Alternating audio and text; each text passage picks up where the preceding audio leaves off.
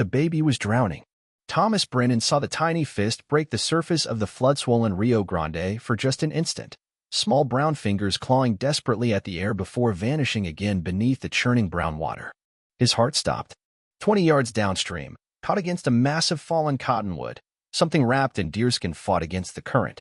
The bundle twisted and turned in the water like a living thing, and Thomas realized with horror that it was a living thing, a child, maybe 6 months old, trapped in nature's fury with death seconds away. The baby's cry cut through the roar of the flood like a blade through flesh. High, desperate, fading fast. Thomas didn't think. Thinking would have meant calculating odds, weighing risks, recognizing that the Rio Grande in full flood was a killer that had claimed dozens of strong men. Thinking would have meant watching a baby die. He threw himself from his horse and hit the freezing water running. The current slammed into him like a freight train, driving the breath from his lungs and dragging him under.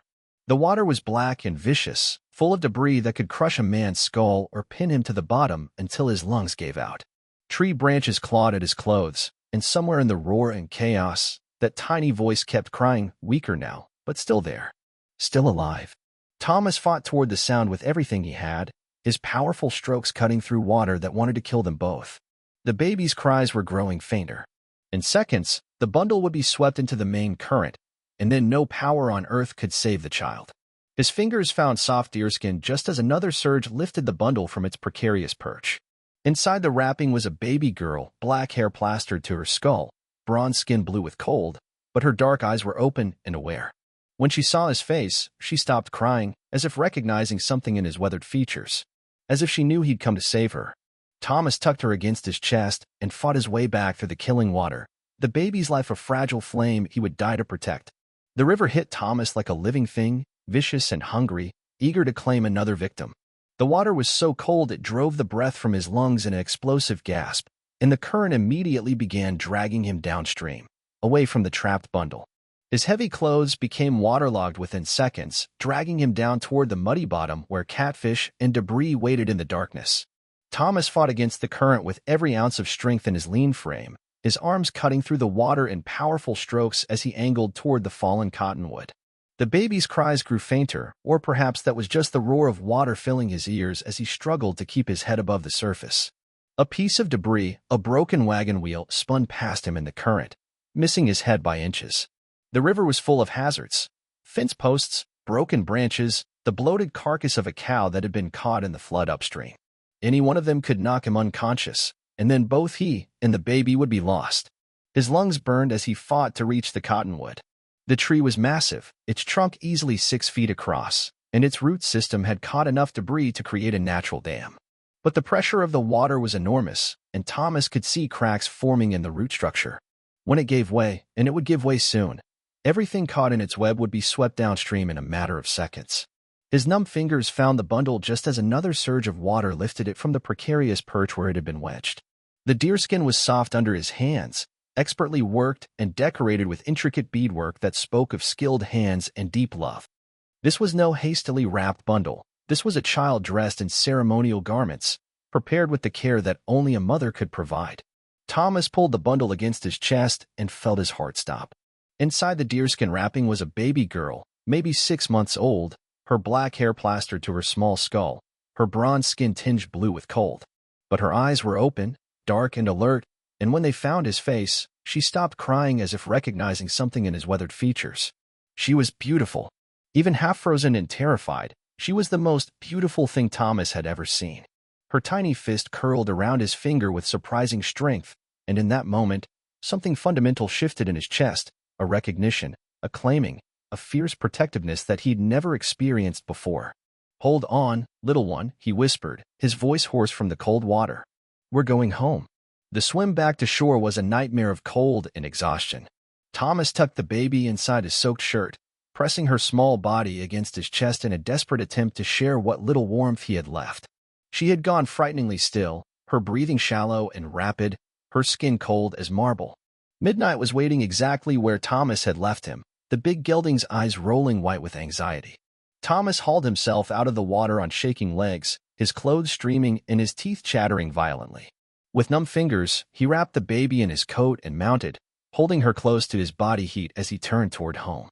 The child's breathing was so shallow he could barely detect it. She needed warmth, food, shelter, and she needed it now. His cabin was 3 miles upstream, but it might as well have been 300. Every minute that passed increased the chances that he'd pulled her from the river only to watch her die in his arms. Thomas rode harder than he'd ever ridden before, Midnight's hooves throwing up clods of mud as they raced against time itself. The baby's life was a fragile flame against his chest, flickering in the wind of the storm that was building overhead. "Come on, sweetheart," he murmured, his voice breaking. "Stay with me. Just stay with me." By the time Thomas reached his cabin, the baby had fallen into an alarming stillness that terrified him more than her earlier cries. Her lips were gray, her tiny hands limp, and her breathing was so shallow he had to put his ear to her chest to make sure her heart was still beating. The cabin was small but well-built, with thick log walls and a stone fireplace that Thomas had constructed himself during the long winter after Sarah's death. He built this place as a refuge from the world, a sanctuary where he could grieve in peace and try to forget the life he'd lost. Now, as he kicked open the door and rushed inside, it felt like a lifeline. Thomas built up the fire with shaking hands, feeding it split oak and pine until the flames roared in the hearth. He stripped away the wet deerskin wrapping, revealing the intricate beadwork underneath, tiny blue and white beads sewn in patterns that told a story he couldn't read. The work was exquisite, each bead perfectly placed, each design element balanced and harmonious. This was no abandoned child. Someone had loved this baby deeply, had dressed her in the finest garments their skill could produce. The storm, the flood, it had torn her from the arms of people who would be searching for her, grieving for her, probably believing her dead. Thomas had no milk, no experience with babies, no idea how to care for an infant. His marriage to Sarah had been blessed with love but not with children. She'd lost 3 pregnancies before the fever took her, and each loss had carved a deeper wound in both their hearts. He'd never expected to hold a child in his arms, never imagined he'd be responsible for such a precious, fragile life. He warmed water in a pan and tried to coax drops between the baby's blue lips, but she was too weak to swallow. Her eyes remained closed, her breathing barely perceptible. As the hours passed, Thomas began to fear that his desperate rescue had been in vain, that he'd saved her from the river only to watch her slip away in the warmth of his cabin. Near dawn, when Thomas was beginning to despair, she stirred. Her eyes opened, not the cloudy blue of most newborns, but deep brown, alert, and watchful. When he offered the water again, she drank, her small throat working as she swallowed. The relief nearly brought him to his knees. Thomas sank into his chair by the fire, the baby cradled in his arms, and felt tears he'd been holding back for hours finally fall. She was going to live. This beautiful, perfect child was going to live. But as the sun rose and painted the cabin walls with golden light, guilt began to gnaw at him. Somewhere out there, a Comanche mother was mourning her lost daughter. A father was searching the riverbanks, hoping against hope to find some trace of his child. They would be grieving, probably preparing funeral rites, believing their baby had been claimed by the flood. The right thing, the honorable thing, would be to find the child's people and return her to them. But the nearest Comanche band was days away, across country that was dangerous even for an experienced rider. And winter was coming early this year. He could feel it in the bite of the wind, see it in the way the animals were behaving. The baby was too weak to travel, too fragile to survive a journey across the harsh landscape. For now, she needed him. She needed the warmth of his fire, the shelter of his cabin, the protection of his guns. The rest, the questions of right and wrong, of what belonged to whom, could wait until she was stronger. Thomas looked down at the tiny face, peaceful now in sleep, and felt something crack open in his chest. He'd been alone for so long, had grown so accustomed to silence and solitude that he'd forgotten what it felt like to be needed. This child needed him, depended on him for her very life, and that knowledge was both terrifying and wonderful. "What am I going to do with you, little one?" he whispered, his voice rough with emotion. "What am I going to do?" Thomas named her River, for the place where he'd found her, though he whispered the name like a prayer rather than speaking it aloud. He'd never been a father, had never expected to be one, and the responsibility was overwhelming. His wife Sarah had died of fever 3 years past, taking their unborn child with her and leaving Thomas alone in a world that suddenly seemed too large and too empty. River changed everything. She was endlessly fascinating to him, the way her tiny fingers would curl around his thumb with surprising strength, the way her dark eyes would track his movements around the cabin, the way she would go perfectly still when he sang the rough cattle songs his father had taught him years ago. She seemed to recognize his voice, to find comfort in the rumble of his words even when she couldn't understand their meaning. Thomas had always been good with his hands. He built this cabin timber by timber, crafted furniture that was both functional and beautiful, carved toys for the children he and Sarah had hoped to have. Now he found himself whittling constantly, making rattles and blocks and small wooden animals for River to grasp and examine with her curious fingers. The beadwork on her original wrapping was too beautiful to discard, too precious to use carelessly. Thomas cleaned it carefully, marveling at the skill of the woman who had created it. He could see the love in every stitch, the hope in every carefully chosen color.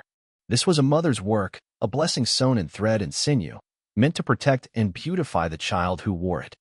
He folded the beadwork carefully and laid it in his chest, along with Sarah's wedding dress and the baby clothes they'd never had a chance to use. Someday, he told himself, he would return it to River's people along with the child herself. But as October faded into November and the first snows dusted the peaks of the distant mountains that someday felt further and further away, River grew stronger with each passing day. She learned to smile, a radiant expression that transformed her entire face and made Thomas's heart skip beats. She would laugh when he made funny faces at her, giggling with pure delight that filled the cabin with a joy it had never known. She ate the soft foods he prepared for her, mashed beans, thin stew, goat milk he purchased from his nearest neighbor, a gruff German immigrant named Klaus who lived 10 miles downstream. Klaus asked no questions about the baby, though his shrewd eyes missed nothing. He was a man who understood that the frontier was a place where people came to escape their pasts, where questions could be dangerous and privacy was sacred. He simply nodded when Thomas explained that he was caring for an orphan child, and he made sure to bring extra milk on his weekly visits. She grows strong, Klaus observed one crisp morning in late November, watching River crawl across the cabin floor in pursuit of a wooden horse Thomas had carved for her. You are a good father to her. The words hit Thomas like a physical blow. Father. He'd never thought of himself that way, had been so focused on keeping River alive and healthy that he hadn't considered what he was becoming to her. But as he watched her play, listened to her babble in a mixture of sounds that might have been English or Comanche or simply the universal language of babies everywhere, he realized that Klaus was right. He was her father now, in every way that mattered. River had learned to trust him completely. When he reached for her, she would raise her arms to be picked up. When he spoke, she would turn toward his voice with bright attention. When she was frightened by sudden noises, the crack of settling timber, the howl of winter wind, she would seek comfort in his arms and find it there. At night, Thomas would sit by the fire with River on his lap and tell her stories. Not fairy tales, but real stories about the land they lived on, about the animals that shared it with them, about the sky that stretched endlessly overhead. She would listen with absolute concentration, her small hand gripping his shirt as if to anchor herself to the sound of his voice. Your mama loved you, he would tell her sometimes, his voice soft in the firelight. Wherever she is now, she loves you still. She made these beautiful clothes for you, sewed every bead with her own hands because she wanted the world to know how precious you are. But you're mine now too, little River. Mine to protect, mine to love, mine to keep safe. And River would look up at him with those dark, knowing eyes, and Thomas would feel his heart expand until he thought it might burst from the sheer weight of love he carried for this child who had come to him from the storm. Winter deepened, and with it came a peace Thomas had never known. The cabin that had once felt empty and echoing with loneliness now felt warm and alive. River's presence filled every corner, her toys scattered across the floor, her blankets draped over chairs, her laughter echoing from the rafters. She was crawling now, exploring every inch of her domain with fearless curiosity, and Thomas found himself baby-proofing the cabin in ways he'd never imagined. He built a fence around the fireplace to keep her from the flames, patted the sharp corners of his furniture, and moved anything dangerous well out of her reach. The cabin was transforming from a bachelor's retreat into a family home, and Thomas embraced each change with a joy that surprised him. When River took her first steps on a snowy February morning, tottering across the cabin floor with her arms outstretched toward Thomas, he felt tears of pride and wonder streaming down his face. She collapsed into his arms with a triumphant giggle, and Thomas spun her around the cabin, both of them laughing with pure delight. That's my girl, he whispered against her dark hair. That's my brave, beautiful girl. But even in his happiness, Thomas couldn't entirely silence the voice of conscience that whispered in the dark hours before dawn. River had a family somewhere, people who shared her blood, her heritage, her culture. By keeping her, was he saving her or stealing her? Was love enough to justify what he was doing? He pushed the questions away, telling himself that River was thriving, that she was loved and safe and wanted. But the doubts remained, lurking at the edges of his consciousness like shadows waiting to claim the light. The first riders appeared on a crisp March morning when the snow was beginning to melt and the promise of spring hung in the warming air. Thomas saw them from his cabin window, 5 men on horses, moving with the deliberate pace of a search party rather than the casual gait of travelers. Even at a distance of half a mile, he could see they were white men, but their clothing and bearing spoke of men who had lived hard lives on the frontier, men who knew how to read sign and track quarry across difficult terrain. River was playing on the floor near the fireplace, now a sturdy toddler of 15 months with bright eyes and an adventurous spirit. She had built a precarious tower of wooden blocks and was examining it with the serious concentration of an engineer, her dark hair catching the firelight in auburn highlights. She was Thomas's whole world now, the center around which his life revolved, and the sight of approaching strangers sent ice water through his veins. Thomas had always known this day might come. River was obviously not his natural child. Her features, her coloring, her heritage were written clearly in every line of her face. Any observant person would recognize what she was, and there were those who would see profit in that recognition. The riders approached slowly, their hands visible but their weapons close at hand. Their leader was a grizzled man in his 50s with a badge pinned to his coat and the hard eyes of someone who had seen too much of human nature's darker side. He dismounted with the careful movements of a man whose joints had been stiffened by years in the saddle and approached the cabin with the measured pace of authority. "Thomas Brennan," the man called out, his voice carrying the weight of official business. Thomas stepped onto his porch, positioning himself between the strangers and the cabin where River continued to play, oblivious to the danger approaching. "That's me," he replied, his voice carefully neutral. "What can I do for you?"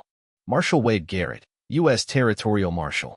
The man's eyes were already scanning the cabin, taking note of details that most people would miss: the child-sized furniture visible through the window, the toys scattered on the porch, the domestic touches that spoke of family life. "We're looking for a missing child. Comanche baby, taken from a raided camp about 8 months back. Word is you might know something about it." Thomas felt his blood turn to ice, but his face remained impassive. "Don't know what you're talking about, Marshal. I live alone out here." Garrett's smile was thin and predatory. "See, that's funny, Brennan. Because Jake Morrison over at the trading post has a real good memory, and he remembers you buying baby things around that time. Milk, soft cloth, little wooden toys, things a bachelor living alone wouldn't normally have much use for. Jake's got bills of sale going back months, all with your name on them."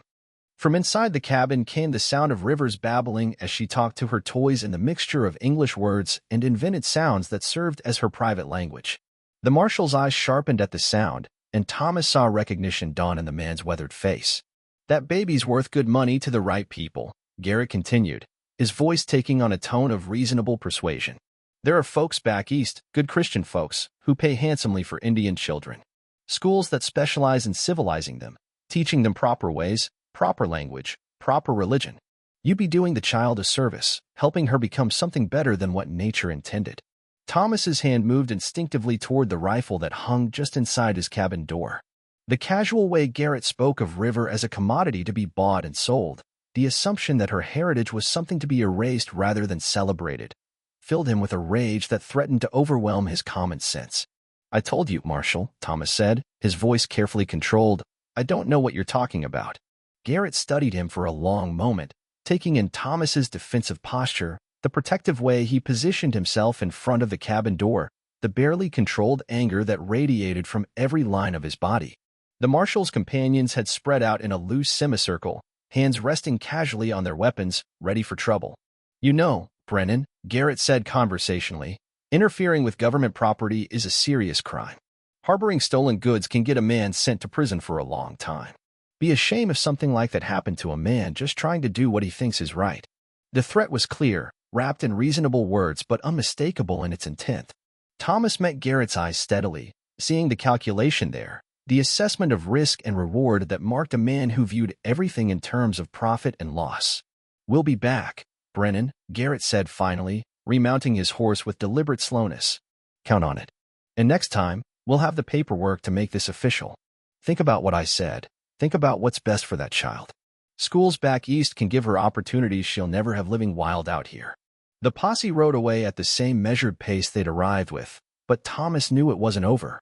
They would return, probably with legal authority and more men, and when they did, his options would be severely limited. The law was on their side, and River, his beautiful, perfect daughter, was considered property in the eyes of that law. That night, Thomas held River close as she slept, her warm breath tickling his neck as she curled against him like a small animal seeking shelter. The threat was real now, immediate and tangible. Men who would sell a child to the highest bidder, who spoke of civilizing her as if she were some wild creature to be broken and reshaped according to their narrow vision of what a person should be. Thomas had heard stories of the boarding schools Garrett mentioned, places where Indian children were stripped of their names, their language, their cultural identity, and forced to become pale imitations of white society. The mortality rates at such institutions were horrific, and even those children who survived often emerged as broken shadows of themselves, neither white nor Indian, but something lost and hollow in between. The thought of River in such a place filled Thomas with a protective fury unlike anything he'd ever experienced. She was bright and curious and beautiful, full of laughter and love and an irrepressible spirit that would be crushed in such an environment. They would cut her magnificent hair, forbid her to speak in any language but English, beat her for showing any sign of her heritage. "I won't let them take you," he whispered fiercely into her dark hair. "I promise you, little one. I'll die before I let them take you." River stirred in her sleep, making the soft sounds that meant she was dreaming, and Thomas felt his heart break and mend simultaneously. This child was his daughter in every way that mattered. He had saved her life, nurtured her growth, been there for every milestone and triumph. The idea that the law could simply take her away because of an accident of birth was intolerable. But what could one man do against the power of the federal government? How could he protect her when the very institutions that were supposed to ensure justice were arrayed against them? In the weeks that followed Marshal Garrett's visit, Thomas found himself teaching River things he'd never thought to teach a child so young. How to be quiet when strangers approached, not the natural quiet of sleep or contentment, but the absolute stillness that might mean the difference between safety and capture. How to hide in the root cellar he dug beneath the cabin floor, a cramped space where he stored potatoes and preserves, but which could also serve as a sanctuary if needed. River seemed to understand the danger instinctively, though she was barely 15 months old. When Thomas whispered quiet, she would go perfectly still, her dark eyes wide and alert. When he carried her to the cellar and showed her the hiding place he'd prepared, blankets and water and some of her favorite toys, she would curl against him without fussing, as if she knew her survival depended on perfect obedience. The transformation in their daily routine was subtle but profound. Thomas had always carried River with him when he worked around the homestead, but now he crafted a special sling that kept her close to his body at all times, never letting her out of his sight for even a moment. He taught her to recognize the sound of approaching horses, the difference between Klaus's familiar weekly visit and the potential threat of strangers. Klaus noticed the change immediately. The older man had fought in wars back in Germany before coming to America, and he recognized the signs of a man preparing for siege.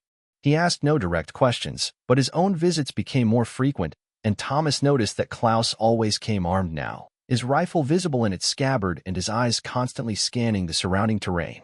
"Trouble coming?"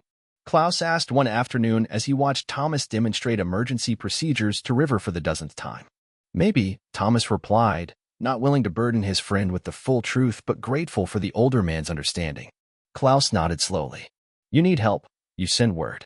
I have debts to pay in this life, and you are a good man with good child. This I know." The offer of help was more valuable than gold to Thomas, though he hoped desperately he would never need to take Klaus up on it. The idea of violence coming to his peaceful homestead, of River being exposed to the kind of danger that could follow such confrontations, was almost more than he could bear. But even in the shadow of approaching threat, there were moments of pure joy that reminded Thomas why he was willing to risk everything to protect this child. River's vocabulary was expanding daily. She could say "dada" clearly now, along with milk and horse and up when she wanted to be carried. She had developed preferences and opinions, shaking her head vigorously when offered food she didn't like and clapping her hands with delight when Thomas produced her favorites. She was endlessly curious about the world around her, examining everything with the intense focus of a natural scientist. She would spend long minutes studying the patterns of sunlight on the cabin floor, the way shadows moved across the walls, the dance of dust motes in the afternoon air streaming through the windows. Thomas found himself seeing his own familiar surroundings through her eyes, marveling at details he'd long taken for granted. River had also begun to show signs of her heritage in ways that both delighted and worried Thomas. She seemed to have an intuitive understanding of weather patterns, growing restless before storms in a way that reminded him of the wild animals who could sense atmospheric changes hours before they became apparent to human senses. She was drawn to natural materials, preferring wooden toys to metal ones, showing fascination with stones and leaves and anything that came from the living world rather than the manufactured one. Most remarkably, she seemed to understand horses in a way that was almost mystical. Midnight, who had always been a one-man animal, gentle enough with Thomas but wary of strangers, was completely devoted to River. The big gelding would lower his massive head so she could pat his nose, and he would stand perfectly still while she examined his hooves or tangled her small fingers in his mane. It was as if some ancient communication flowed between them, understanding that transcended the barriers of species. "She's got the gift," Klaus observed one day, watching River fearlessly approach a skittish mare that Klaus had brought for trade. The horse, which had been shying away from both men, immediately calmed under River's touch, allowing her to stroke its neck while it gazed at her with what could only be described as adoration. Thomas knew Klaus was right. River possessed something special, some connection to the natural world that spoke of her Comanche heritage. Among her people, such gifts would be recognized and nurtured, developed into skills that could benefit the entire tribe. In the white world that threatened to claim her, such abilities would likely be viewed with suspicion and fear, something to be suppressed rather than celebrated. The weight of that knowledge settled on Thomas like a physical burden. By keeping River, was he denying her the chance to fully develop into who she was meant to be? Could love alone compensate for the loss of cultural identity, the severing of connections that tied her to generations of ancestors? But then River would look at him with those bright, trusting eyes, or curl against his chest while he sang her to sleep, and Thomas would know with absolute certainty that he was exactly where she needed him to be. Whatever else she might gain or lose, she would never doubt that she was loved completely and unconditionally. That had to count for something.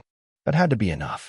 As spring advanced towards summer, Thomas began to hope that perhaps the threat had passed. Weeks went by without any sign of Marshal Garrett or his men, and life settled into a peaceful rhythm that felt almost normal. River celebrated her second birthday with a party that consisted only of Thomas and Klaus, but her delight in the wooden rocking horse Thomas had carved for her made it feel like the grandest celebration in the world. She was walking confidently now, exploring every corner of the homestead with fearless determination. Thomas had built a small fence around the cabin to keep her from wandering too far, but within that safe perimeter, she was free to investigate to her heart's content. She had claimed a favorite spot under an old oak tree where she would sit for hours, playing with her toys and chattering to herself in her private language that seemed to grow more complex each day. It was there, under the oak tree on a warm June morning, that River spoke her first complete sentence. Thomas was repairing harness nearby, close enough to keep an eye on her, but far enough away that she felt independent. She had been playing with her wooden animals, arranging them in elaborate processions and family groups, when she suddenly looked up at him and said, clear as daylight, "Dada, horsey wants milk." Thomas dropped his tools and stared at her, his heart swelling with pride and wonder. She had connected words into meaning, had communicated a complex thought that showed not just intelligence but imagination. The idea that her toy horse might be thirsty was pure creative thinking. "Does horsey want milk?" Thomas asked, playing along with the game. River nodded seriously. "Horsey very thirsty. Need milk now." Thomas laughed and scooped her up, spinning her around while she giggled with delight. "Then we'd better get horsey some milk right away. Can't have thirsty horses on this ranch." They spent the afternoon in elaborate play, serving imaginary milk to all of River's toy animals and discussing their various needs and preferences.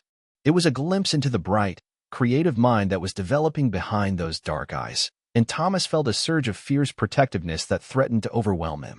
This child, his child, was going to be extraordinary. She was already showing signs of intelligence and creativity that amazed him daily. With proper nurturing and education, there was no limit to what she might accomplish. The thought that anyone would want to suppress that brilliance, to force her into a narrow mold that denied her heritage and her individuality, filled him with a rage that made his hands shake. But that night, as Thomas tucked River into the small bed he'd built for her next to his own, she surprised him again. As he bent to kiss her goodnight, she reached up and touched his face with her small hand. "Dada," she said softly, "I love you big as sky." The words hit Thomas like a physical blow, driving the breath from his lungs and bringing tears to his eyes. He had never taught her to say those words, had never even spoken them to her in quite that way. But somehow, this remarkable child had found her own way to express the depth of feeling that connected them. "I love you too, little river," he whispered, his voice rough with emotion. "Bigger than the sky, deeper than the earth, forever and always." River smiled and closed her eyes, drifting off to sleep with the absolute security of a child who knew herself to be completely loved. Thomas sat beside her bed for a long time, watching her peaceful face in the lamplight and making silent promises that he intended to keep no matter what the cost. Whatever came, whoever tried to take her, River would know that she was cherished. She would know that there was at least one person in the world who loved her exactly as she was, who would fight for her right to be herself, who would never try to change or diminish the bright spirit that made her who she was. That knowledge would have to be enough to sustain them both through whatever trials lay ahead. Spring had given way to early summer when the riders returned, but this time Marshal Garrett had brought more than enough men to ensure there would be no resistance. Thomas counted 12 riders as they approached the cabin in the pearl gray light of dawn, all armed, all positioned to cut off any possible escape route. They moved with the precision of a military operation, surrounding the homestead before Thomas was even fully awake. River was just beginning to stir in her small bed, making the soft sounds that meant she was transitioning from sleep to wakefulness. At 2 years old, she had developed her own morning routine. She would lie quietly for a few minutes, talking softly to herself, before calling for Thomas to come get her. It was one of his favorite times of day, those peaceful moments when the world was new and full of possibility. The sound of horses and voices shattered that peace like a stone through glass. Thomas bolted upright, instantly alert, his hand reaching automatically for the rifle that always rested beside his bed. Through the window, he could see the riders taking positions around the cabin, cutting off any hope of flight. River had awakened fully now and was sitting up in her bed, her dark eyes wide with confusion and growing alarm. "Thomas Brennan." Marshal Garrett's voice boomed across the yard, carrying the authority of federal law and the confidence of superior numbers. "Come out with your hands visible. And bring the child with you. This is official business. We have warrants." Thomas's heart hammered against his ribs as he struggled to think clearly. 12 armed men against one, with a 2-year-old child to protect. There was no way to fight, no hope of escape. But the thought of surrendering River to these men, of watching them load her onto a horse and carry her away to one of those horrible schools, was unbearable. River had climbed out of her bed and come to stand beside him, her small hand gripping his nightshirt. She could sense the danger even if she didn't fully understand it, and her trust in him to protect her was absolute. The weight of that trust was crushing. "Dada," she whispered, using the questioning tone that meant she was seeking reassurance. "What happening?" Thomas gathered her into his arms, feeling her warm weight against his chest, breathing in the sweet scent of her hair. How could he explain to a 2-year-old that there were people who wanted to take her away simply because of who she was? How could he make her understand that love wasn't always enough to keep a family together? "It's okay, sweetheart," he lied, his voice steady despite the fear clawing at his throat. "Daddy's here. Everything's going to be okay." But even as he spoke the words, Thomas knew they weren't true. Nothing about this situation was okay, and he had no idea how to make it right. "Brennan," Garrett called again, his patience clearly wearing thin. "You've got 30 seconds to come out, or we're coming in. Don't make this harder than it has to be." Thomas looked around the cabin that had been their sanctuary, their home, their whole world for the past year and a half. River's toys were scattered across the floor, wooden horses and dolls, blocks and balls, the detritus of a happy childhood. Her small clothes hung on pegs near the fireplace, clean and mended with care. The cradle he'd carved for her still sat in the corner, though she'd long outgrown it, kept now more as a memorial to those early days when her survival had been so uncertain. All of it would be meaningless if they took her away. The carefully built life they'd shared would become just empty rooms and silent echoes. "Dada," River said again, and this time her voice carried a note of real fear. She had never seen Thomas this frightened before, and his terror was communicating itself to her in ways that words could not. Thomas made his decision with the clarity that comes in moments of absolute crisis. He couldn't run, couldn't fight, couldn't hide, but he could make sure that if they took River, they would have to live with the knowledge of what they were destroying. "River," he said softly, sitting on the edge of his bed so they were eye to eye. "Do you remember the game we play?" "The quiet game." She nodded solemnly, her dark eyes reflecting the lamplight like deep pools. "We're going to play that game now, okay? But this time, we're going to play it with the men outside. No matter what happens, you stay quiet until I say it's okay to talk. Can you do that for Daddy?" "I can do quiet," River whispered, demonstrating by pressing her lips together and nodding seriously. Thomas dressed quickly, pulling on pants and a shirt while keeping River close beside him. His hands shook as he buttoned his shirt, and he had to force himself to breathe slowly and deeply. Whatever happened next, River would be watching him, learning from his example how to face fear and adversity.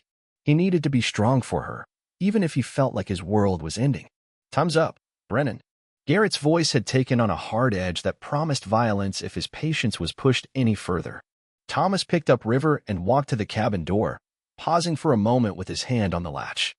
Once he opened that door, everything would change. Their peaceful life together would be over, replaced by whatever nightmare waited outside. "I love you, little River," he whispered against her hair. "Remember that, no matter what happens. Daddy loves you more than anything in the whole world." River wrapped her arms around his neck and squeezed tight, her way of saying the same thing without breaking the quiet game they were playing. Thomas opened the door and stepped onto the porch, River held protectively against his chest. The morning sun had risen enough to paint the sky in shades of gold and pink, a beautiful start to what was going to be the worst day of his life. Marshal Garrett sat his horse in the center of the yard, a man supremely confident in his authority and the righteousness of his cause. His badge caught the morning light, a symbol of the power that could separate families and destroy lives in the name of law and order. "There she is," one of the other riders called out, his voice carrying a note of satisfaction that made Thomas's blood run cold. "That's the one, all right. Look at that hair, those features. No doubt about it." Thomas felt River tense against him as she registered the attention focused on her. Her arms tightened around his neck, and he could feel her heart beating rapidly against his chest. But she remained perfectly quiet, playing the game with the serious concentration that marked everything she did. "Hand her over, Brennan," Garrett ordered, his voice carrying the weight of federal authority. "You've had your time playing house, but this ends now. That child is government property, recovered from hostile Indians during a lawful military action." The casual way Garrett referred to River as property sent rage shooting through Thomas's veins. She was a person, a bright, loving, extraordinary little person who deserved to be cherished, not treated like a piece of equipment to be transferred from one owner to another. "She's not going anywhere," Thomas said quietly, his voice carrying absolute conviction despite the hopelessness of his situation. Garrett's face hardened. "That child belongs with her own kind, being raised proper and civilized. You keeping her out here is nothing but selfishness, and it ends today." "I am her kind," Thomas replied, the words coming from some deep place in his soul that he'd never known existed. "I'm the one who pulled her from the river when she was dying. I'm the one who's loved her every day since. I'm her father in every way that matters." Several of the riders shifted uncomfortably in their saddles. These weren't evil men, Thomas realized. They were just following orders, doing what they'd been told was right. But right and wrong weren't always the same thing as legal and illegal, and the law that gave them authority to take River was fundamentally unjust. "Look at her, Marshal," Thomas continued, his voice growing stronger as he spoke. "Really look at her. Does she look like a child who's been mistreated? Does she look like she needs saving?" River chose that moment to lift her head from Thomas's shoulder and look around at the assembled men. Her dark eyes were bright with curiosity rather than fear now, and when she saw the horses, she smiled with genuine delight. She loved horses, had never met one that didn't respond to her gentle touch and soft voice. "Pretty horses," she said softly, temporarily forgetting the quiet game in her excitement. The words were clear and perfectly articulated, spoken with the confidence of a child who had always been encouraged to express herself. Several of the men exchanged glances. They had been expecting to find a traumatized victim, a savage child in need of rescue and civilization. Instead, they were looking at a healthy, happy, obviously loved little girl who spoke English better than many children twice her age. But Marshal Garrett was not deterred by such considerations. "That's exactly the problem," he said firmly. "She's been corrupted, taught to think of herself as something she's not. The schools back east will fix that, teach her proper values and proper behavior." The casual way he spoke of fixing River, as if her love for Thomas and her happiness in their home were diseases to be cured, filled Thomas with a protective fury unlike anything he'd ever experienced. This man wanted to take his daughter and break her spirit, all in the name of making her into something she was never meant to be. "She doesn't need fixing," Thomas said, his voice low and dangerous. "She's perfect exactly as she is." Garrett dismounted with deliberate slowness, his hand resting on the butt of his pistol. "You're making this harder than it needs to be, Brennan." We've got legal papers, signed by a federal judge. That child is coming with us one way or another." Thomas looked at the faces surrounding him, 12 men with weapons, backed by the full authority of the United States government. River was growing heavier in his arms, but he couldn't bring himself to put her down, couldn't bear the thought of letting go even for a moment. "Please," he said quietly, abandoning pride in favor of desperate honesty. "She's all I have. She's my whole world. Don't do this." But Garrett was already reaching for River, his hands moving to take her from Thomas's arms. And that's when everything changed. River, who had been calm and curious despite the tension in the air, suddenly understood what was happening. As Marshal Garrett's hands moved toward her, she let out a cry that cut through the morning air like a blade, not the angry protest of a frustrated child, but the terrified scream of someone facing mortal danger. "No," she sobbed, clinging to Thomas with desperate strength. "No, take River. Want Dada. Want Dada." The sound was heartbreaking, the plea of a child who couldn't understand why strangers wanted to separate her from the only father she'd ever known. Several of the mounted men shifted uncomfortably, their faces showing the first cracks in their certainty about the righteousness of their mission. Garrett's hands froze inches from River, and for a moment, doubt flickered across his weathered features. This wasn't the wild, uncivilized creature he'd been expecting to find. This was a little girl who spoke English, who obviously loved and trusted the man holding her, who was clean and healthy and clearly well cared for. But duty was duty, and orders were orders. Garrett steeled himself and reached for River again. "You want her," Thomas said quietly, his voice carrying across the yard with deadly calm. "Then you'll have to kill me to get her." The words surprised him with their finality. He'd made his choice without conscious thought, but it felt as natural as breathing. This child was his daughter in every way that mattered. Blood might make relatives, but love made family. He would die before he let these men destroy what they had built together. River seemed to understand the gravity of the moment. She pulled back to look at Thomas's face, her dark eyes wide and serious, then pressed her forehead against his in a gesture of trust so complete it nearly broke his heart. "Don't do this, Brennan," Garrett warned, his voice carrying the weight of authority and the promise of violence. "We've got you surrounded. There's nowhere to run, nowhere to hide. Don't make us do this the hard way." "I'm not running," Thomas replied, his voice steady despite the fear and rage warring in his chest. "I'm not hiding. I'm standing right here, holding my daughter, and if you want her, you'll have to go through me to get her." Thomas stepped off the porch and walked slowly toward the nearest rider, River still secure in his arms. With each step, he felt the weight of his decision settling on his shoulders like a mantle. He was choosing love over law, family over government, right over legal. He was choosing to be the father River needed him to be, regardless of the consequences. "That child belongs with her own people," Garrett said, but his voice had lost some of its earlier authority. The sight of River clinging to Thomas, her small body shaking with fear at the thought of separation, was clearly affecting even his hardened sensibilities. "I am her people," Thomas replied with quiet conviction. "I pulled her from the flood when she was dying. I held her when she was sick, fed her when she was hungry, loved her every single day of her life. I'm the only father she's ever known, the only family she remembers. What makes you think a piece of paper signed by some judge who's never seen her face gives you more right to her than that?" He stopped 10 feet from the nearest horse, close enough to see the doubt creeping into the rider's eyes. These men had expected resistance, had prepared for violence, but they hadn't prepared for this, for the simple, devastating power of a father's love laid bare for all to see. Collins, the youngest of the group, cleared his throat nervously. "Marshal," he said quietly, "maybe we should think about this. That little girl looks real attached to him. Maybe she's better off where she is." "It's not our decision to make," Garrett replied, but his voice lacked the conviction it had carried earlier. "We have our orders." Thomas felt the moment shifting, saw the uncertainty spreading through the group like ripples in still water. These weren't evil men, they were fathers themselves, some of them. They understood the bond between parent and child, could recognize love when they saw it displayed so clearly. "Look at her," Thomas said softly, his voice carrying to every man in the circle. "Really look at her.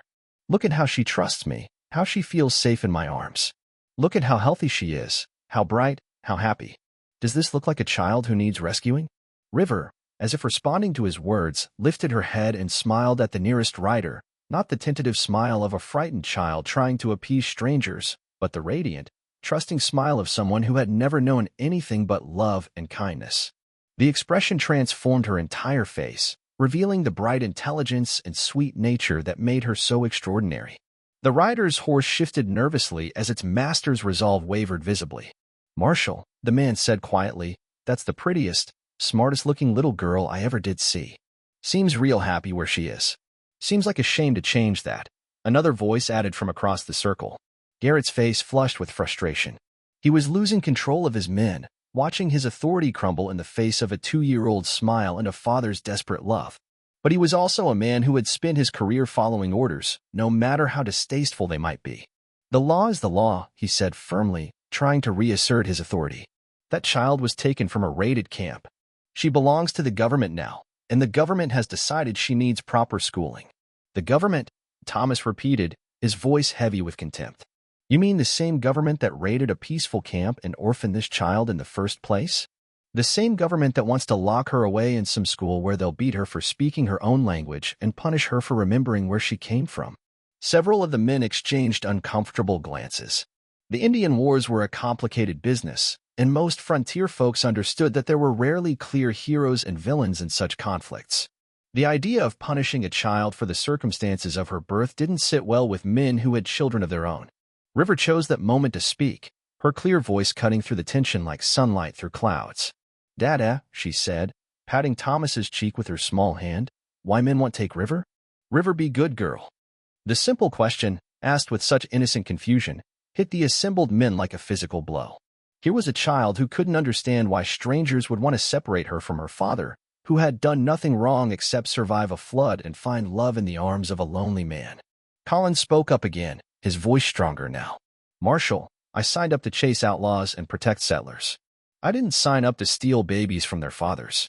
"That man ain't her father," Garrett snapped, but the words sounded hollow even to his own ears. "He's more her father than any piece of paper could ever make him," Collins replied firmly. "Look at them together. That's a family, Marshall. A real family." One by one, the other riders began to nod in agreement. They were tough men, hardened by years on the frontier, but they recognized something sacred when they saw it.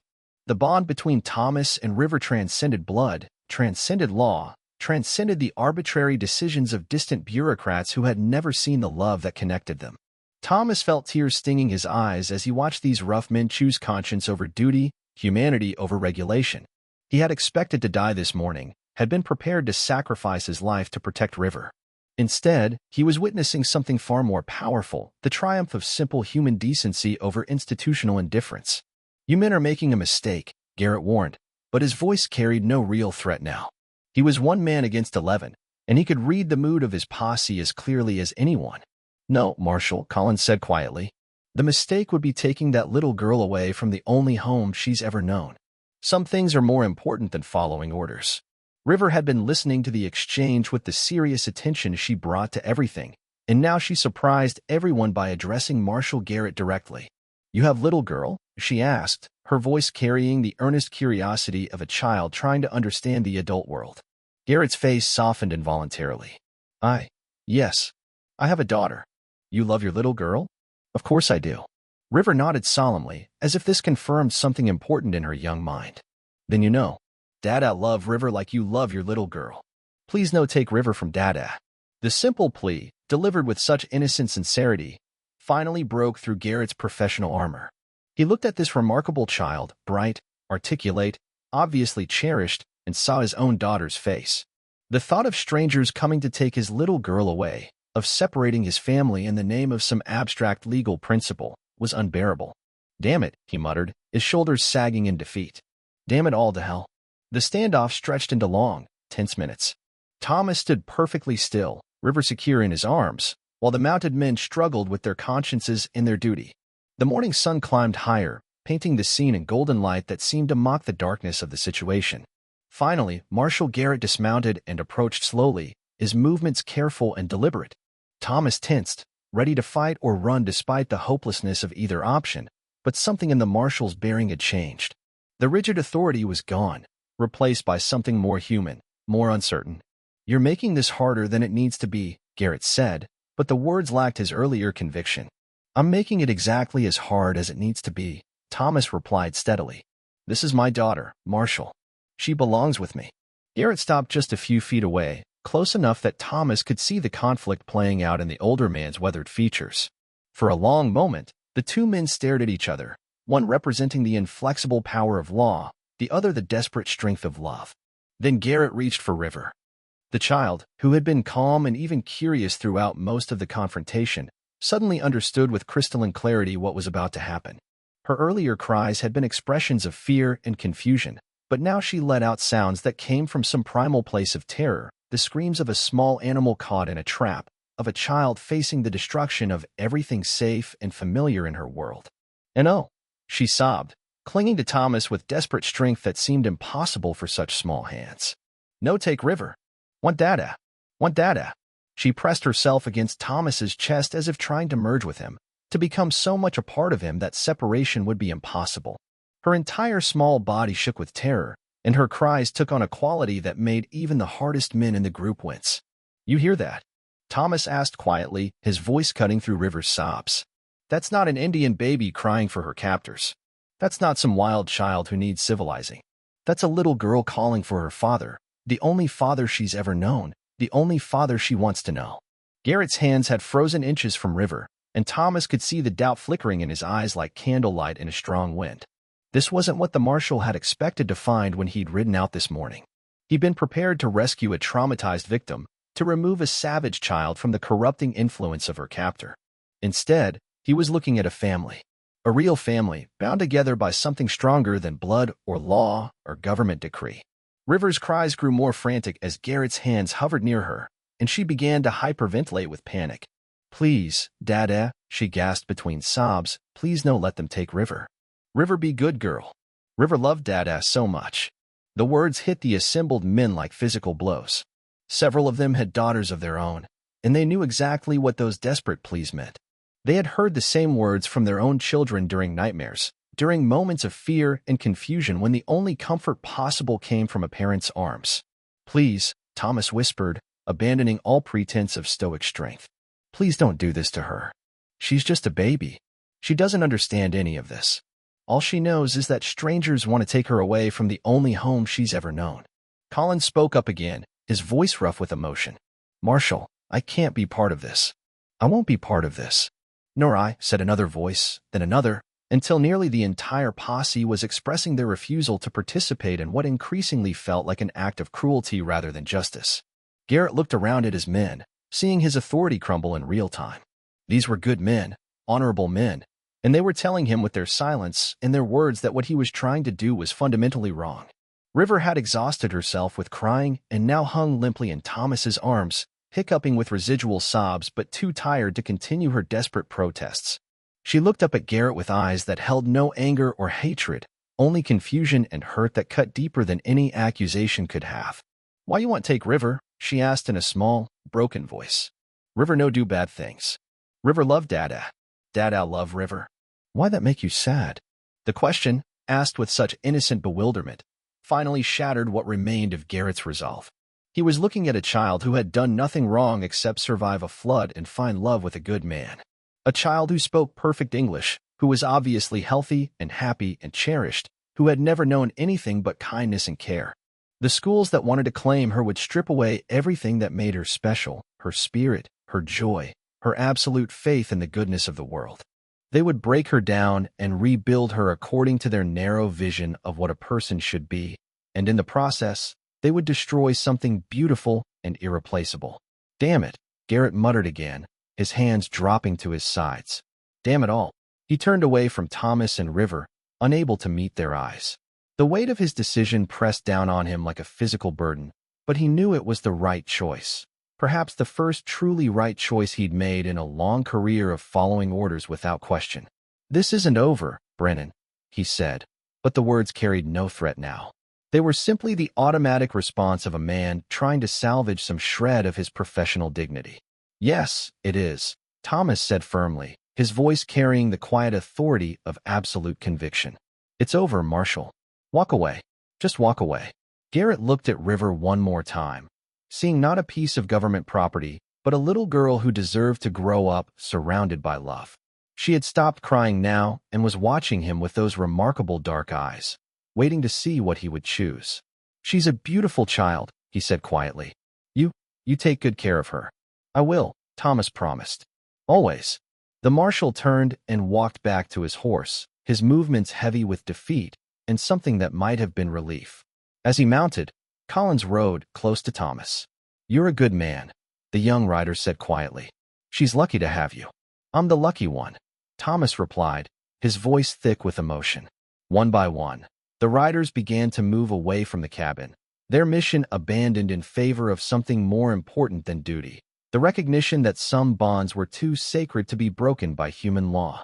As they rode away, Thomas could hear them talking among themselves, and he caught fragments of their conversation. "Prettiest little thing I ever saw. Could see how much she loves him. Some things ain't right, even if they're legal. Got a daughter myself. Couldn't live with myself if..." As the dust of their departure settled, Thomas sank to his knees in the yard, River still secure in his arms. The terror and adrenaline of the confrontation left him shaking, and he had to fight to catch his breath. They were safe. Against all odds, against the power of the federal government and the inflexibility of law, they were safe. River pulled back to look at his face, her own expression serious and concerned. "Dada crying?" she asked, reaching up to touch the tears he hadn't realized were falling. "Happy tears," Thomas managed to say. "Daddy's crying happy tears because we get to stay together." River considered this for a moment, then smiled, the brilliant, trusting smile that had helped save them both. "River loved Dada," she announced, as if this simple fact explained everything important about the world. "I love you too, sweetheart," Thomas whispered, holding her close. More than all the stars in the sky. As father and daughter sat together in the morning sunlight, surrounded by the peace of their saved sanctuary, Thomas felt something shift in his understanding of the world. Love was stronger than law. Family was more important than regulation. And sometimes, just sometimes, good people chose to do the right thing even when it cost them something. They would face other challenges in the years to come. There would always be those who questioned his right to raise River, who saw their family as somehow improper or illegal. But Thomas knew now that love was its own authority, its own justification, its own law. River was his daughter in every way that mattered. No piece of paper could change that. No government decree could diminish it. No force on earth could break the bond that connected them. They were family. They were home. They were safe. And that was enough. 16 years later, the dust cloud appeared on the horizon just after dawn, massive and moving with purpose across the vast expanse of prairie that stretched endlessly toward the mountains. Thomas Brennan, now 52 and silver-haired, stood on his porch and watched the approaching storm of riders with the calm acceptance of a man who had always known this day would come. Beside him, River, now 18 and grown into a woman of remarkable beauty and presence, shaded her eyes with her hand as she studied the distant cloud. Her dark hair flowed loose down her back, catching the morning light with auburn highlights, and her features showed the perfect blend of her Comanche heritage and the love that had shaped her upbringing. "How many?" Thomas asked, though his voice carried no fear. The years had taught him that some confrontations were inevitable, and this one had been 16 years in the making. 300, River said quietly, her voice carrying the absolute certainty of someone who had learned to read the land as well as any scout. "Maybe more. They're riding in formation. This is a war party, but they're not raiding. They're coming here specifically." Thomas nodded slowly. He had always known that someday River's birth family would find them. She had never forgotten her origins completely. Fragments of memory had surfaced over the years, words in Comanche that she spoke in her sleep, dreams that left her staring out at the horizon with longing in her dark eyes. As she had grown older, those fragments had coalesced into a clearer picture. She remembered faces now, voices, the sound of her mother singing lullabies in a language that lived in her bones even when her mind couldn't quite grasp the words. She had begun to speak of her people with a mixture of love and loss that broke Thomas's heart even as it filled him with pride. "Are you ready?" he asked, the question carrying layers of meaning that only the two of them could fully understand. River looked at him with eyes that held the wisdom of two worlds, the innocence and trust that his love had nurtured, and the ancient strength that flowed through her blood like an underground river. "I've been ready my whole life," she said simply. The war party crested the hill in a thunder of hooves and war cries that echoed across the valley like the voice of history itself. But as they approached the cabin, their leader raised his hand in a gesture that spoke of command and absolute authority, and the entire group slowed to a stop perhaps 50 yards from the porch. The silence that followed was profound, heavy with years of grief and hope, and the kind of recognition that transcends time and distance. Thomas found himself looking at a man who could only be River's father, not because of any physical resemblance, that was there in the proud set of the shoulders and the intelligent dark eyes, but because of the way the man was staring at River with the desperate intensity of someone who had spent 16 years mourning a lost child.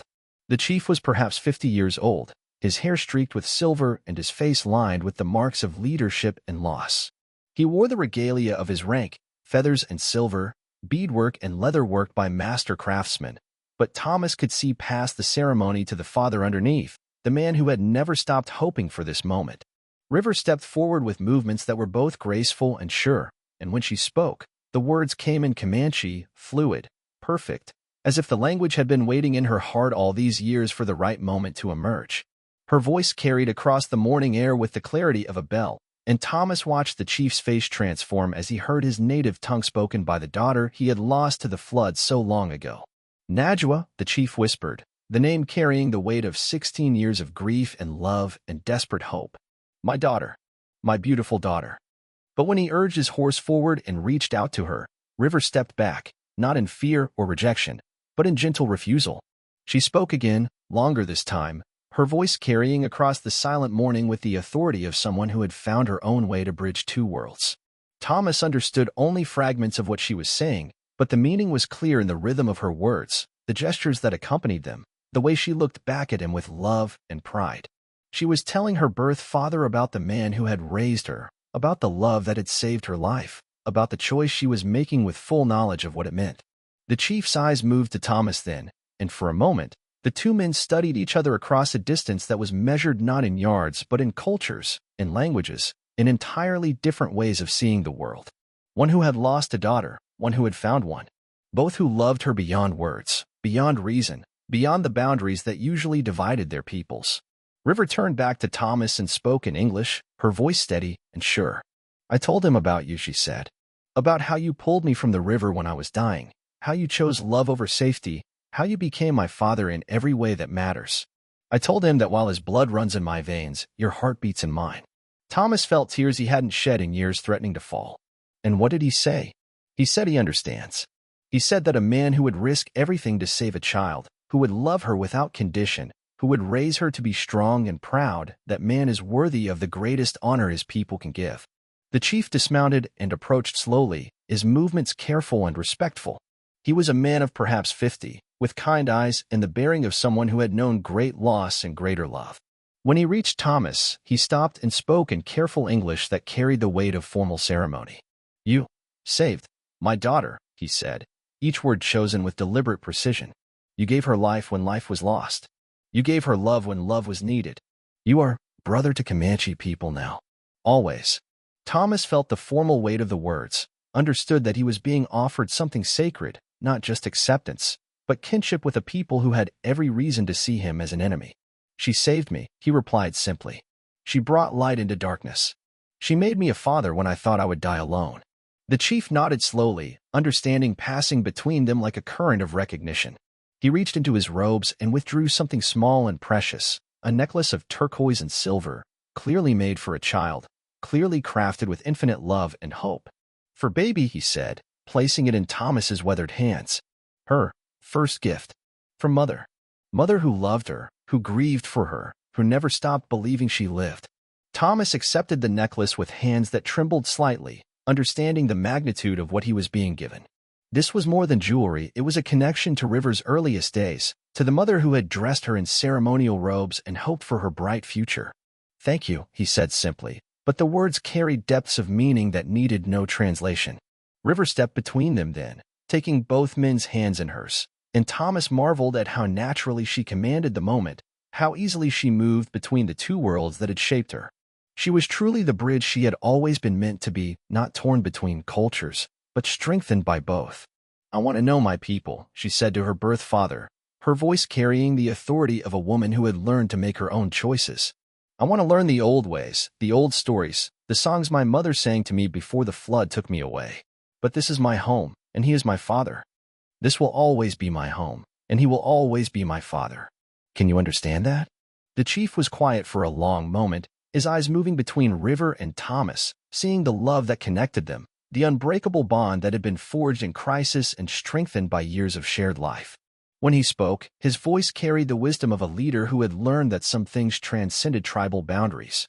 "I understand," he said, and his smile was sad and proud and infinitely loving. "You are bridge between worlds, daughter. You are gift to both peoples. This is good thing, sacred thing."